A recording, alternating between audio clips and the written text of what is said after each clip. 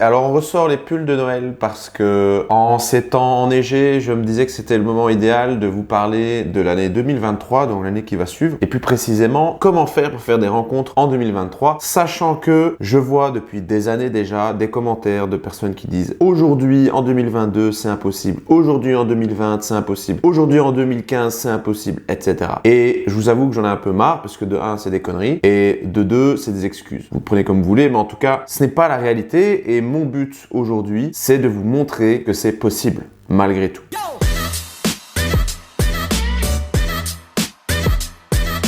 Alors certes, vous pouvez prendre cette vidéo de deux manières différentes. Soit vous pouvez la regarder en vous disant « Ouais, il va encore raconter n'importe quoi, moi je sais que ce que je pense est vrai ». Ou alors vous pouvez garder l'esprit ouvert en vous disant « Moi je suis prêt à écouter les possibilités et éventuellement changer d'avis ». Si vous êtes dans la première option, arrêtez de perdre votre temps. Regardez pas la suite de cette vidéo et allez faire vos trucs habituels que vous faites. Mais si ça vous intéresse de peut-être avoir une solution au problème que vous avez, eh bien écoutez la suite et prenez note. Et surtout, appliquez ce que je dis, ok?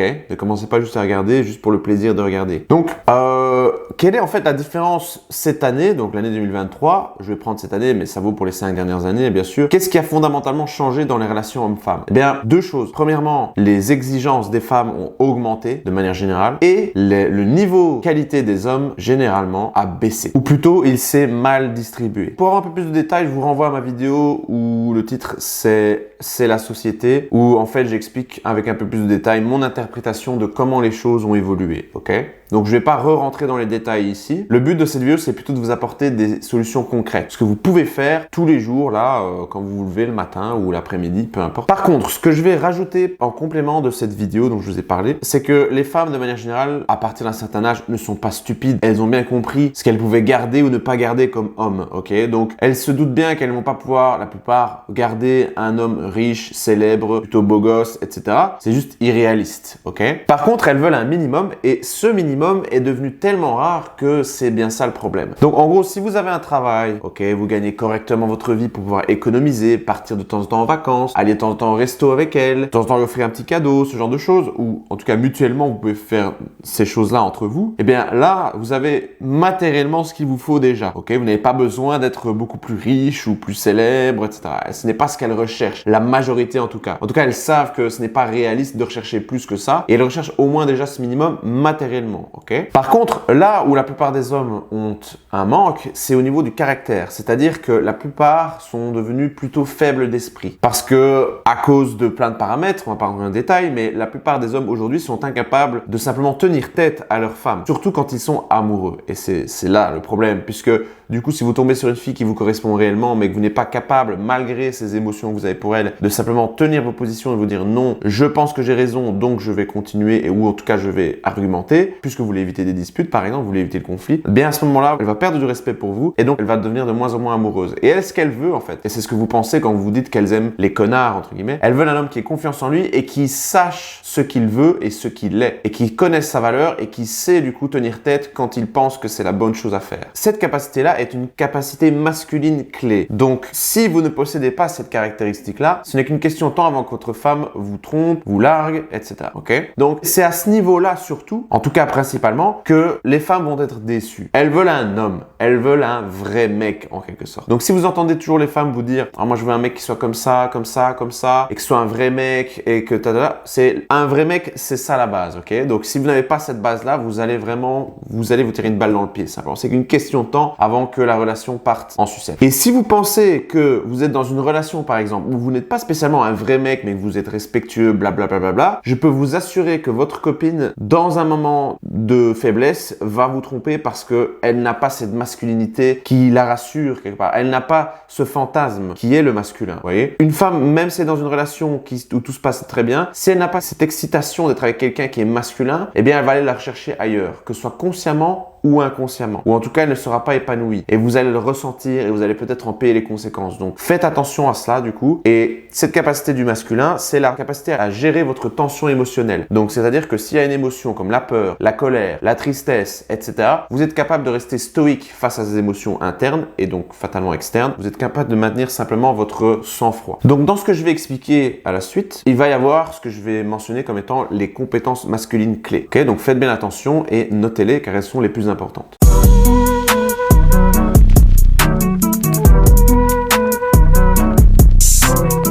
En 2023, comment est-ce que tu peux faire pour faire des rencontres? Eh bien, d'abord, tu dois simplement augmenter tes opportunités. Quand je parle d'opportunités, je veux dire précisément quelque chose. C'est précisément le fait d'être le plus souvent en face ou en communication directe avec une personne qui vous plaît. Ok? Donc pour ça, il y a différentes façons de le faire. Première façon de le faire, c'est en ligne. Et là, en ligne, on va diviser ça en deux. Il va y avoir d'un côté les applications de rencontres ou les sites de rencontres et d'un autre côté les réseaux sociaux de manière générale. Instagram, Facebook, etc. Alors, pour les applications de rencontres, le point positif, c'est que beaucoup plus de gens aujourd'hui les utilisent, surtout depuis le Covid. Donc, ça veut dire que vous allez avoir pas mal d'opportunités. Ceci dit, ce ne sont pas réellement des opportunités. Rappelez-vous la définition. Ce sont des occasions. Enfin, c'est la sémantique, mais peu importe. Ce qui compte, c'est que vous allez avoir beaucoup de visibilité sur les personnes qui vous plaisent, mais vous ne serez pas en communication directe parce que vous devez matcher avec ces personnes. Or, vous savez que c'est compliqué de matcher, c'est compliqué ensuite d'avoir une discussion avec cette personne, c'est compliqué ensuite d'avoir un date, etc., etc.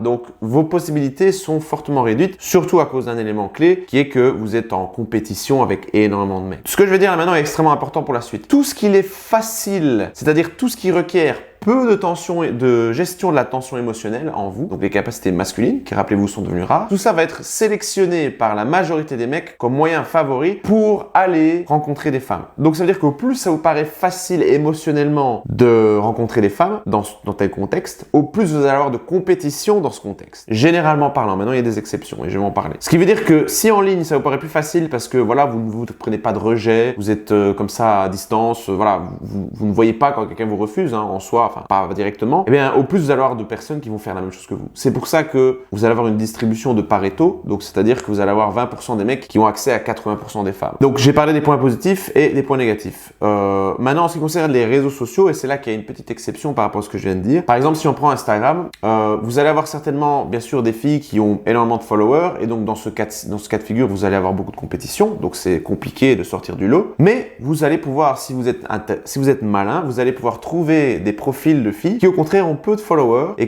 pour qui du coup la compétition sera plus faible pour vous. Donc ça veut dire que ces personnes-là sont un peu comme des licornes comme on dit, sont des personnes qui sont pas très intéressées par la popularité ou par même Instagram de manière générale, mais qui y sont pour une raison ou une autre et qui du coup vont être beaucoup plus ouvertes à la discussion a priori. Bien sûr, ça dépend ce qu'elles font aussi en dehors dans leur vie. Donc dans ce cas de figure, vous avez un cas de figure qui est en fait assez facile. Maintenant, c'est plutôt un manque de connaissances pour pouvoir accéder à ces filles-là. Donc vous devez comprendre comment comment Instagram fonctionne, comment trouver des personnes d'une manière intelligente. Si vous voulez, vous prenez quand même moins de risques niveau tension émotionnelle, mais vous avez accès à des filles qui sont quand même d'une haute qualité et surtout pour lesquelles vous aurez quand même moins de compétition. Donc là, c'est intéressant. Maintenant, je vais venir par la suite. Ça reste quand même pas l'option la plus intéressante au stade actuel des choses si vous êtes au début de votre recherche en gros. Pourquoi je dis ça? Parce que si vous êtes quelqu'un de sociable, qui a des activités intéressantes, qui a des amis, qui de base n'a pas trop de mal à faire avoir des opportunités, eh bien votre Instagram est déjà de toute façon assez riche et intéressant en soi et donc vous n'en avez finalement pas tellement besoin. Vous voyez ce que je veux dire? C'est assez paradoxal, mais si de base dans votre vie vous avez une vie intéressante, Instagram va refléter cette vie intéressante et va vous permettre peut-être d'amplifier encore plus le nombre d'opportunités, mais vous avez déjà des opportunités dans la vie, vous voyez, donc vous n'avez pas spécialement besoin d'Instagram. Par contre, si vous n'avez pas cette vie intéressante et que vous vous mettez sur Instagram, le désavantage c'est que vous allez devoir créer des photos un peu artificielles, vous allez vous montrer avec vos amis, mais vous allez faire ça dans un but un peu artificiel. Et donc, ce que vous faites n'est pas vraiment, ne dépicte pas vraiment la réalité. Et donc, va faire que ce sera compliqué, si vous voulez, de vous insérer comme ça sur le marché d'Instagram si vous n'avez déjà pas une vie intéressante de base. Donc, vous voyez, il y a des avantages et des inconvénients, mais bon, c'est comme ça pour tout. Donc, voilà pour la partie online, pour augmenter ses opportunités. Maintenant, en ce qui concerne la partie offline, donc, dans la vie réelle, entre guillemets. Là, vous avez deux options. La première option, ce sont les cercles sociaux. Donc, c'est-à-dire, typiquement, les cercles sociaux, le boulot, vos amis, etc. Donc, vous allez rencontrer des personnes parce que d'autres personnes connaissent les personnes que vous connaissez. Et donc, comme ça, par networking aussi, comme on dit, vous allez rencontrer ces nouvelles personnes. L'avantage, c'est que il y a très peu de risques niveau tension émotionnelle, vous voyez. Mais rappelez-vous ce que je dis à un moment donné, c'est qu'au moins il y a de risques, au plus vous avez de compétences, de compétition, ou plutôt, au moins vous avez d'opportunités, si on devait résumer les choses. Et effectivement, là, vous avez moins d'opportunités parce que,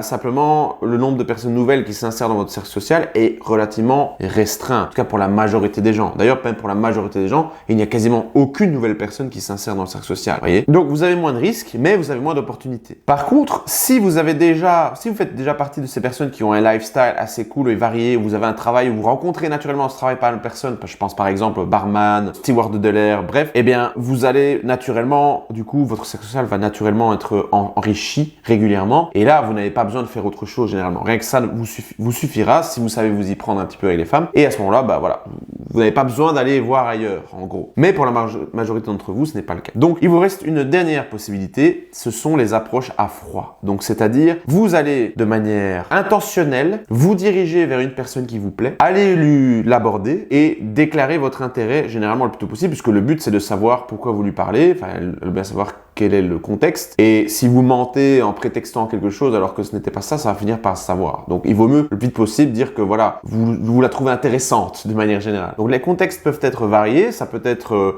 dans un bar, ça peut être dans la vie de tous les jours, ça peut être même dans la rue. Hein. Et en fait, ce que vous allez faire est assez difficile en soi. Ça requiert justement une compétence masculine clé qui est la capacité à aller aborder quelqu'un, à faire fi de ses peurs. Et quand vous faites fi de vos peurs, comme ça, vous sortez du lot. Parce que comme c'est difficile, peu de mecs font ça. Ce qui veut dire que vous êtes rare en soi déjà. Peu importe, à la limite, votre valeur absolue en tant que mec aux yeux des femmes, le fait simple que vous avez osé faire ça dans un contexte qui est plutôt difficile, eh bien, ça va automatiquement vous sortir du lot. Vous allez automatiquement devenir quelqu'un de rare à ses yeux. Peut-être que ce ne sera pas suffisant, certes, mais en tout cas, vous gagnez des points, c'est sûr. Vous comprenez déjà là qu'on est dans des actions de l'élite, en gros. Voyez. Donc, si je devais imaginer une pyramide, maintenant, vous aurez cette pyramide où en bas, vous aurez les réseaux, les applications de rencontres. Tout le monde, beaucoup de gens utilisent, mais du coup, vous avez beaucoup de compétition. Puis, vous avez les réseaux sociaux. Vous avez toujours beaucoup de gens qui utilisent, mais peut-être pas de manière la plus efficace. Et donc, vous avez moins de compétition. Ensuite, vous avez le troisième niveau où là, vous allez avoir les cercles sociaux.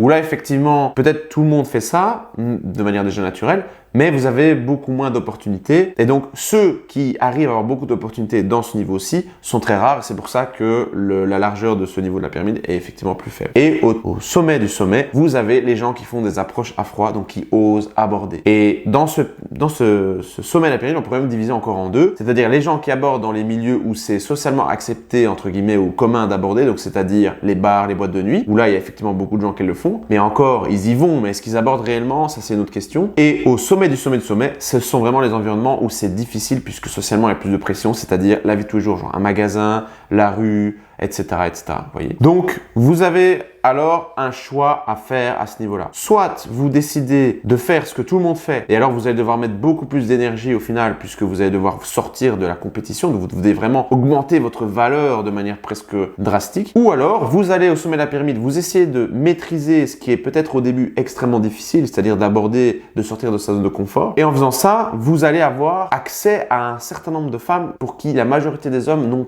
même pas accès. Parce que peut-être même que dans ces environnements-là, vous allez avoir des femmes qui ne vont pas dans tous les autres. Et ce sont ces licornes-là aussi que vous cherchez. Et donc voilà, vous avez un choix à faire entre ces deux options. Personnellement, je vous conseille bien sûr la deuxième option, puisque une fois que vous avez passé ce mur initial, tout le reste devient facile, y compris au niveau des autres niveaux, donc y compris au niveau online, au niveau cercle social. Tout le reste sera beaucoup plus facile puisque vous avez déjà fait quelque chose, vous avez déjà dépassé la plus grande peur du rejet, c'est-à-dire la peur de se faire rejeter par une inconnue en fait, devant tout le monde en plus, quand c'est le cas. Ok? Donc ça, c'est pour augmenter les opportunités. Donc maintenant, tout ce que je viens de dire là, est-ce qu'il y a des choses qui sont inaccessibles en 2023? Les applications de rencontres? Absolument pas. Les réseaux sociaux? Absolument pas. C'est encore plus accessible, encore plus de monde. Ce qu'il faut comprendre, c'est qu'en 2023, quasiment aucun mec ne fait des approches à froid. Regardez bien autour de vous. Combien de fois vous voyez des mecs, même en soirée, aller de manière directe aborder un groupe, dire quelque chose à la fille, faire rigoler le groupe, etc. Quasiment personne. Ok? Quand je dis quasiment, c'est vraiment pour vous dire que le chiffre est tellement réduit que c'est presque négligeable la plupart du temps. Donc comprenez qu'en 2023, si vous êtes capable de faire ça, eh bien vous sortez du lot encore plus qu'avant. Donc ça veut dire que vraiment il y a un intérêt et donc ça prouve aussi qu'en 2023, vous pouvez encore augmenter vos opportunités. Ce n'est pas du tout un obstacle, au contraire.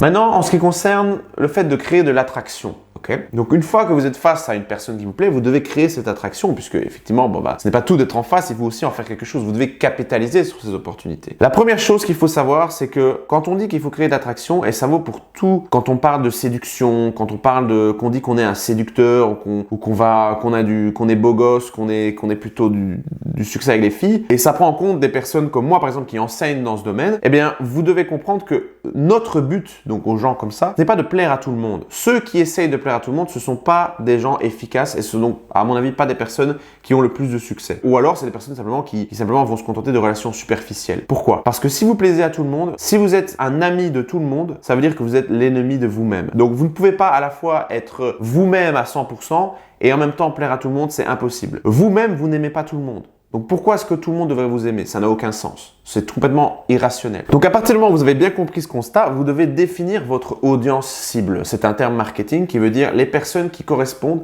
qui seront votre public en quelque sorte. Donc qui vous correspondent, à qui vous apportez quelque chose, vous apportez de la valeur. Et en espérant qu'elles vous apportent aussi de la valeur. En fait, au plus vous avez une idée précise du type de femme qui vous intéresse, au plus ce sera efficace. Au plus vous serez efficace dans votre manière dans vos méthodes pour trouver ces personnes. D'accord? Donc évidemment, si vous n'avez pas beaucoup d'expérience, eh bien ça va être compliqué de savoir exactement ce que vous voulez. Vous avez une image en faible résolution du type de personne qui vous correspond. Ok? Mais ce que je vous conseille, c'est d'aller simplement d'abord vers le genre de personne qui vous intéresse le plus. Et après, à force de fréquenter, à force de découvrir, vous allez un peu plus raffiner, augmenter la résolution de ce qui vous intéresse. Ok? Ensuite, une fois que vous êtes donc face à ces opportunités et qu'en plus ces opportunités correspondent à peu près au type de femme qui vous intéresse, puisque vous l'avez déterminé à l'avance, eh bien, vous allez ensuite devoir premièrement, assumer votre désir. Et ça, c'est une compétence masculine clé. Donc, la deuxième que j'ai mentionnée aujourd'hui. Après, le fait de savoir d'oser aborder. Donc, cette compétence masculine clé, assumer son désir, elle est capitale. Et pourquoi elle est capitale? Parce qu'elle est rare aujourd'hui. Encore plus qu'avant. Mais elle est déjà capitale avant d'être rare. Je veux dire par là, c'est que la plupart des mecs n'osent pas dire à la personne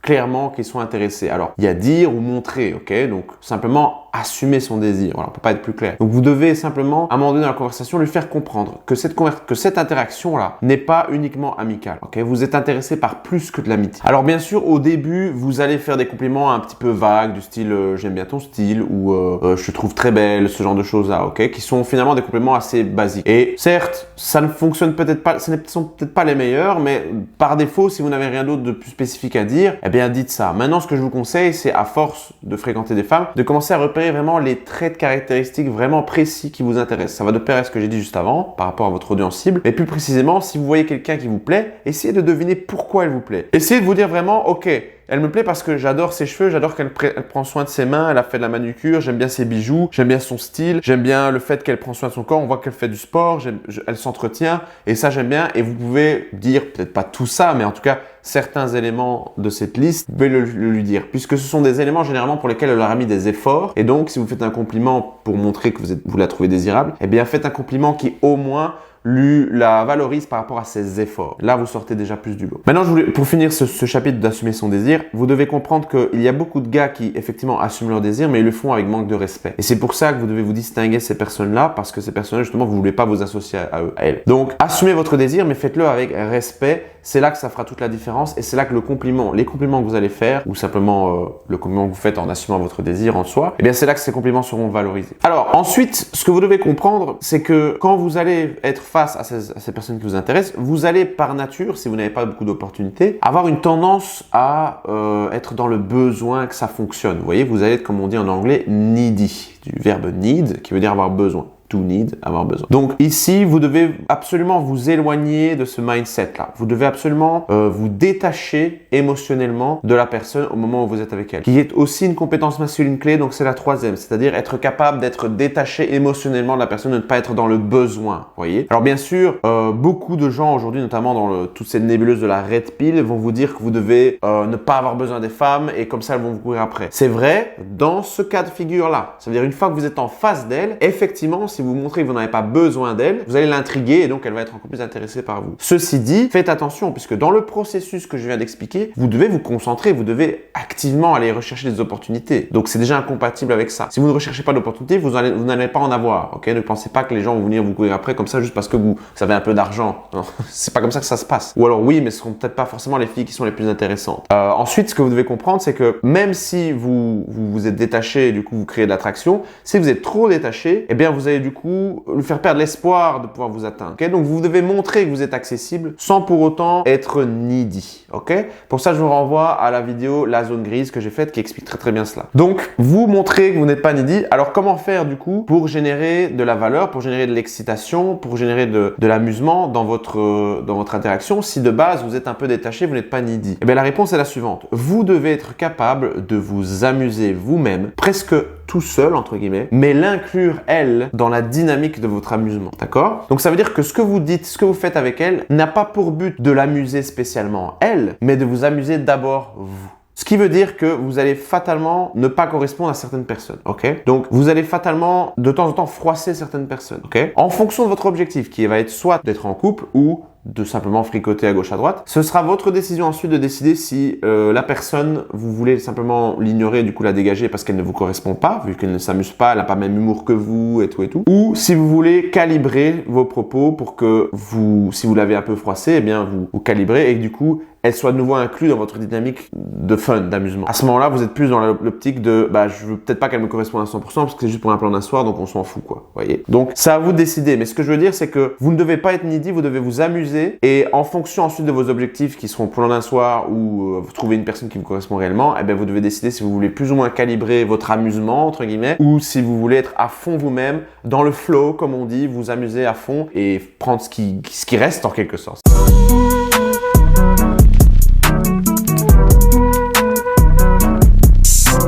Ensuite, dernière compétence masculine clé, mener l'interaction. Et ça, c'est un truc. Vous allez avoir plein de mecs qui sont dans ce cas-là, où ils vont avoir des opportunités, ils vont créer, ils vont capitaliser, c'est-à-dire ils vont bien s'amuser avec la fille et tout. Et puis après, à la fin, ils ne sont même pas capables de prendre l'initiative de soit prendre son numéro, prendre son contact, ou simplement même la ramener chez elle ou d'aller chez elle, ou la ramener chez lui ou d'aller chez elle. Donc ça, c'est ce que je veux dire par là, c'est que vous devez être capable de d'avoir planifié les choses à l'avance, c'est-à-dire pas forcément dans les détails, mais en gros vous dire voilà, je sais que je vais sortir ce soir. Si ça se passe bien avec une fille, comment est-ce que je pourrais simplement proposer de la ramener chez moi?